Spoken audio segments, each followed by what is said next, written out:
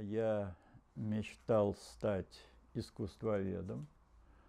К этому времени я прослушал лекции в университете, в крупных музеях. И это было все, начиная приблизительно с 1946 года. 1946. Конечно, никаких сомнений в том, кем я буду, у меня не было. Я попал на ИСТФАК в пединститут, в каковом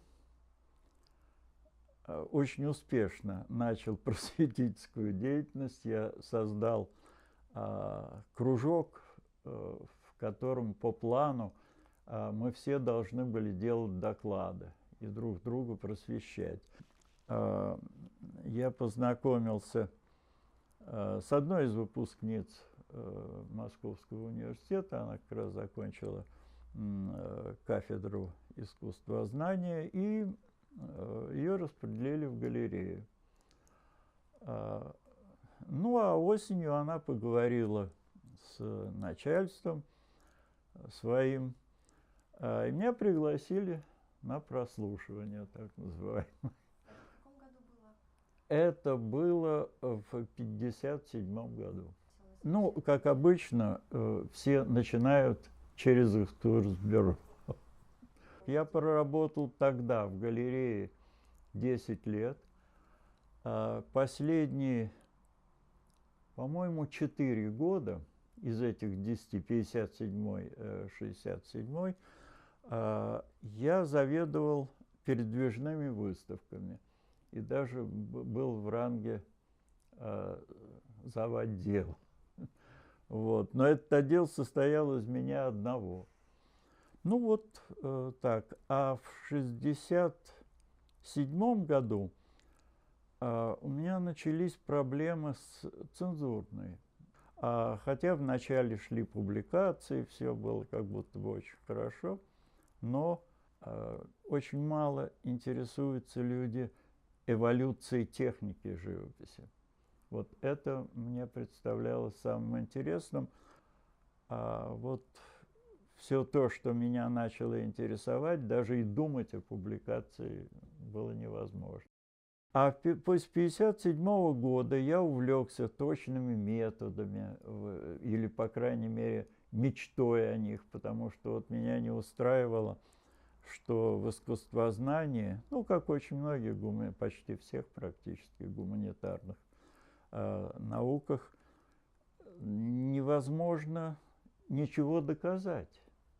В это время как раз у нас бурно развивалась как раз информатика, начала бурное развитие. Но не в музеях, конечно. В музеях это случилось 20 лет спустя, по крайней мере, в галерее.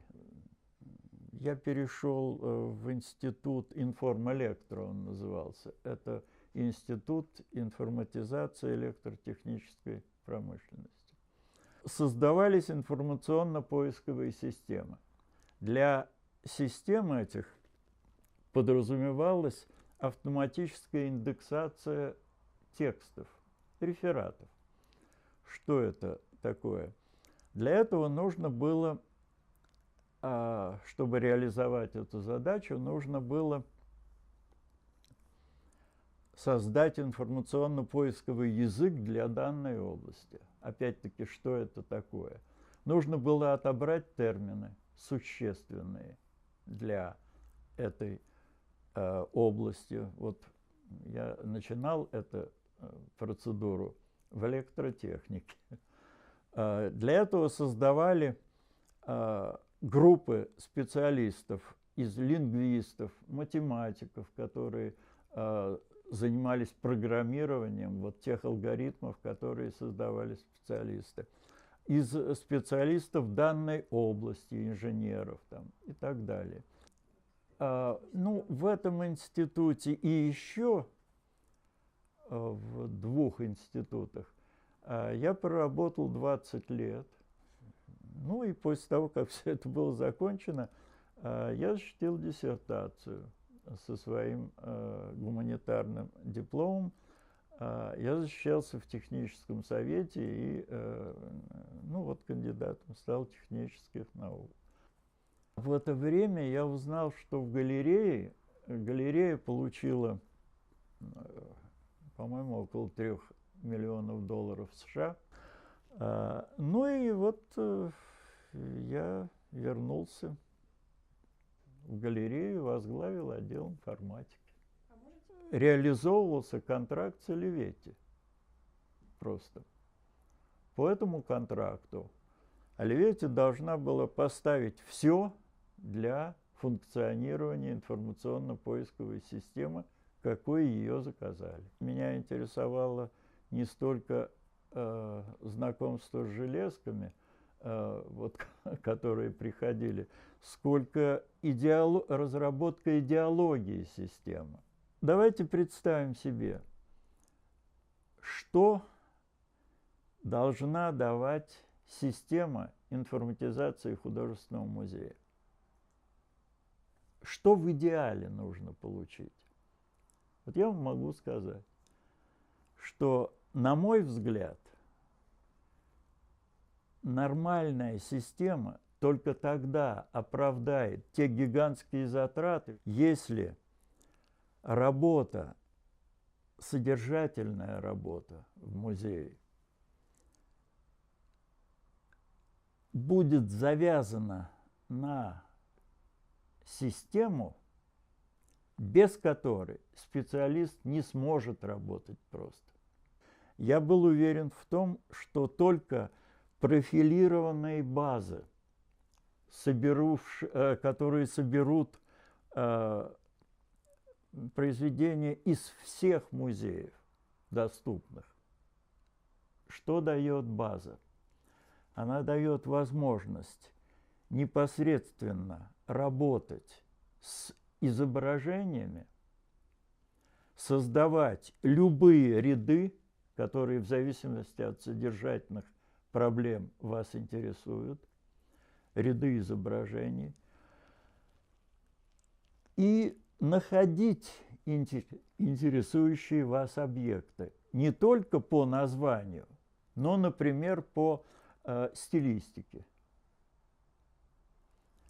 Для этого необходимо совершенно новое научное описание, потому что раньше этой задачи не было, и научное описание, так называемое, создавали и создаются до сих пор, ну, по типу «кто во что горазд».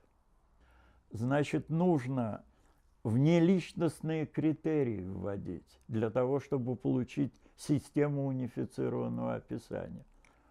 Непосредственно с изображением работать компьютер не может. Значит, нужно текстовое описание для того, чтобы проводить поиск в нем. Значит, должен был быть разработан критерий, по которому создавалось бы такое научное описание.